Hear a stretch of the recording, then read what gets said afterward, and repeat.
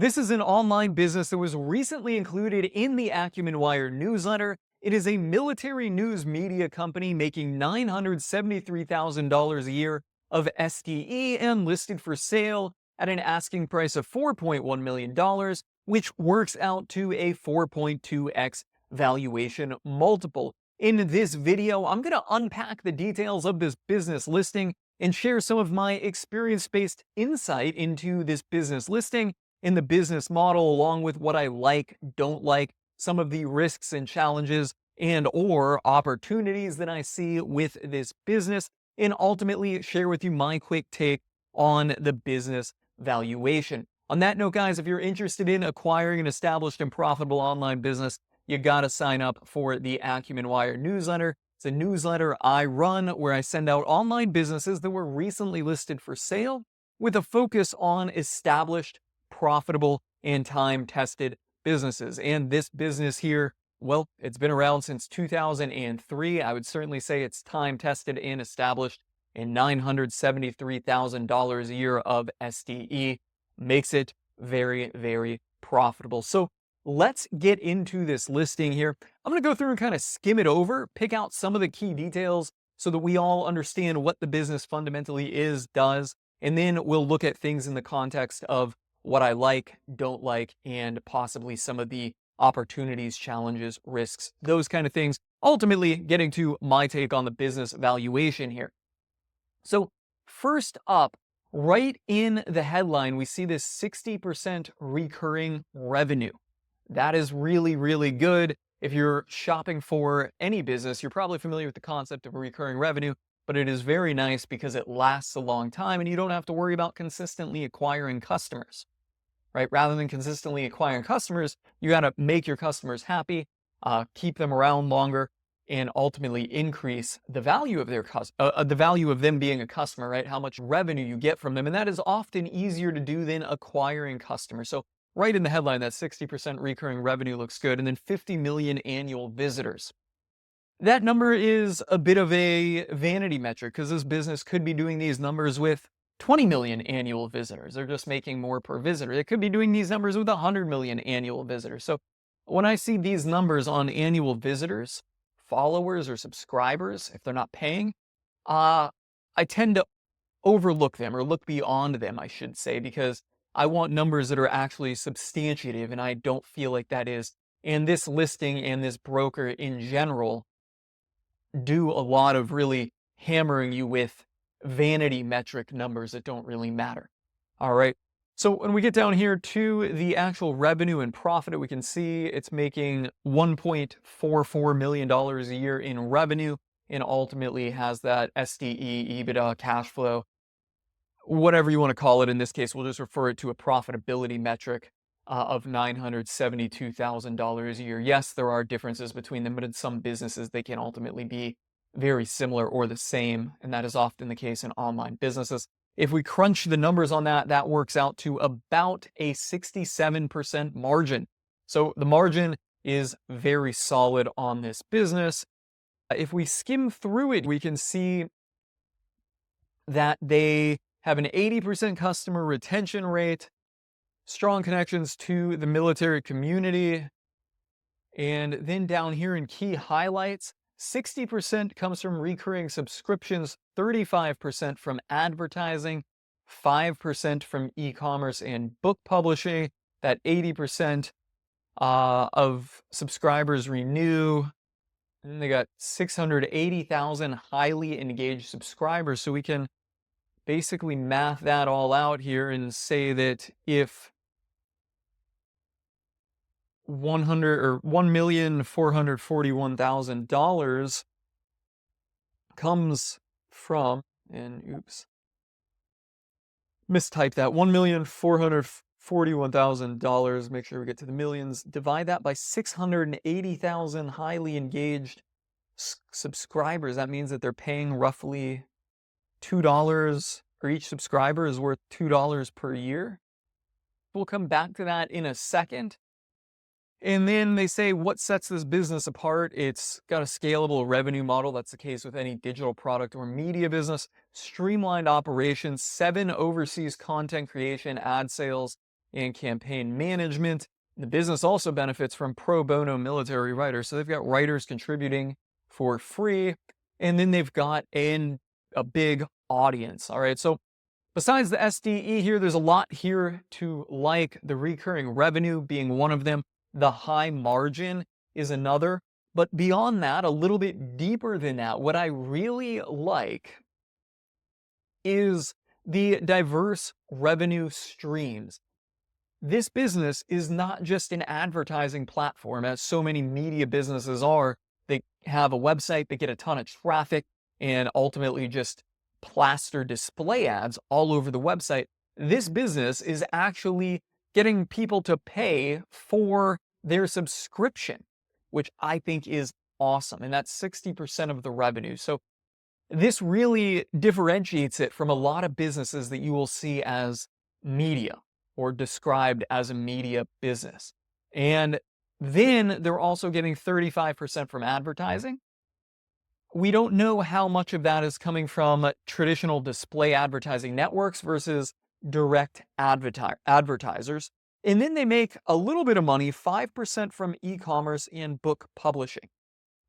That's good, but that seems like it might be a growth opportunity to me, right? Only 5% of that $1,400,000. Now, what seems weird though about the recurring subscription is the amount, $2.11. I mean, that seems weird on a rough math, and that doesn't even account for the fact that 60% of the revenue is only 60% of it is from subscription. So my number here is completely off to begin with. And I guess we could just multiply this and say by 0.6. They're getting $1.27 per subscriber. What are they doing? Like, maybe most of the subscribers sign up on a $1 per year basis, and some of them end up paying $5 a month or something, right? That's often the case with subscriptions. They often have a very low enticing sign-up offer, but some people don't come through that and they find the full price subscription. Maybe that is the case. I'm not sure. That seems a little, I don't want to say odd, but unique to me. If it's got 680,000 subscribers. Now, maybe the 680,000 subscribers number is wrong. Maybe it's 68,000. That would really distort things, but I would certainly want some clear insight into what the actual subscriber value is if I were to look into this business further. I'm not saying that the $1.27 a year is bad. Obviously, it's not bad because they're making $972,000, almost $973 a year in profit from the business. All right, so I like those multiple revenue streams. I like the scale of a digital product business. You can't not like that. Because at this point, all they need to get are more subscribers, and fundamentally the business still operates as it is. So if they can advertise and acquire subscribers at a lower cost, then they, ultimately monetize them for on that subscription, bing, bang, boom, they've got instant push button scale. That may not be the case here. That may not be the case considering the low subscriber revenue. But ultimately, that is a nice factor or attribute of digital product businesses. And then I also really has a team of 7 somewhere in here. If we look for team, a highly skilled team of 7 oversees content creation. That's good. And I like that they're overseas because ultimately that's lower cost. And that's helping out the margin here, which is at 67%. If they were to have US-based team members, which is not necessary, their margin would be significantly lower, but I like that they've got the team in place, so that way on day one, you're not coming in here having to create content. That is already handled. So overall, there's a lot to like here about this business, with certainly more clarity needed around, specifically around the subscriber and ultimate value per subscriber. Okay, so what are some of the challenges and risks behind this business, or things I do not like about this business here? Well, first of all, that subscriber revenue number may be kind of low. You cannot, as I've already called out, you cannot drive subscription through paid ads at that number. Then that means that a lot of your customer base is coming in through organic or referral. And that could be a good thing, though. I guess while I've lumped it in here into the things I don't like, the subscribers are coming back and they're paying for it, which is very, very powerful. So this is not something where it's entirely reliant on Google traffic. So maybe we should express this as saying I don't like the fact that you cannot acquire customers by paid ads, but I do like the fact that this business thrives and continues to get new subscribers without, or not without anything, but by having a brand, right? Ultimately a brand that people come to, and that is very, very, very powerful. And then when it comes to opportunities, ways to grow this business, well, they call some of them out here, like a dedicated ad sales team. That is one of them. Ad sales teams can be very difficult to run, but with a well-established brand, it could work out very lucrative. That could also be overseas. Might need to be US. Really depends on who you're selling to and the audience. I have seen overseas be very successful, but in some cases, when you're selling to a real diehard, in the case of what I was selling to a blue-collar audience, you need the US-based sales team that is speaking native US English to work. But that said, if the sales team is bringing in sales at a higher value than they cost, it's worth it to have that US-based sales team. And I should back that up by saying it's worth it to do it right or whatever you need, not if you think you need US-based salespeople to outsource it. One, just kind of talking more about the case of building a sales team, in my own personal experience, the best approach is to have or start with a US-based sales team, get that rolling, and then explore outsourcing it to a lower cost overseas sales team. And once you know the metrics of the US-based sales team, see if the overseas sales team can come close to that. But yeah, I found it more successful to run them with a US-based sales team first.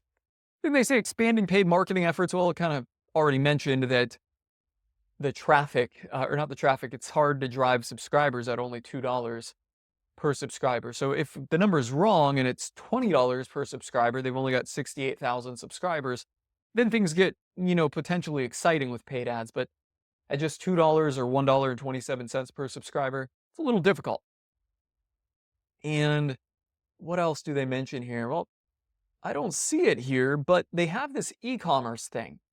I think that driving e-commerce sales is a huge, huge opportunity, right? Like possibly you could run ads and drive sales to the e-commerce as well.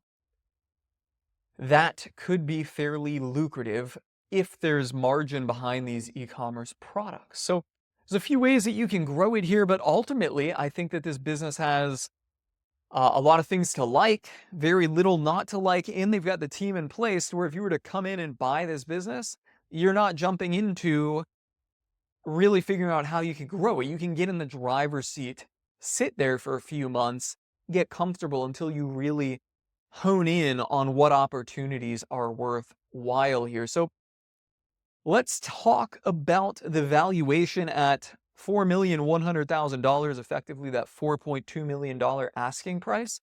I think this business is fairly valued. And it's not often that I say that, but here you've got recurring revenue. The customers are fairly sticky. They're happy. And you've got multiple sources of revenue. You're not just relying on one type of thing.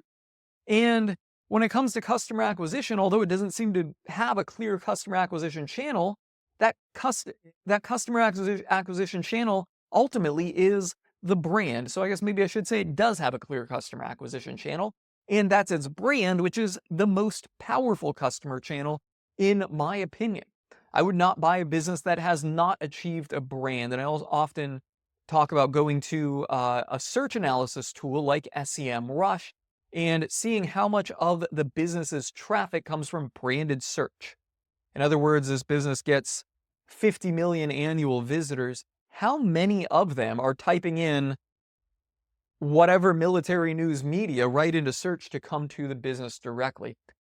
In this case, I would say it should be a substantial volume. It shouldn't be zero. With a media company like this, you're not going to see the brand name as one of the top keywords. For example, in my accounting CPE business, the brand name is one of the top keywords because we really don't pull in a lot of traffic from organic anyways. But the people that are typing in the business name to come in and log in and take the courses. With a media business like this, you're getting traffic from all other types of, or you're getting traffic for all types of search queries and stuff, so the real high volumes are not going to be your brand name, but still the brand name needs to have a substantial portion of traffic on this. That is my anecdote there on branded search volume and assessing the brand value of a business. On that note, what do you think about the business valuation? Is it worth the 4.2x they are asking for the business? Let me know in the comments below. And if you feel like there's anything I missed out on or overlooked or didn't consider, let me know in the comments below as well. And if you found the video helpful and insightful, you know the drill. Smash that like button to help me out in the YouTube algorithm. I am calling it a wrap and signing off.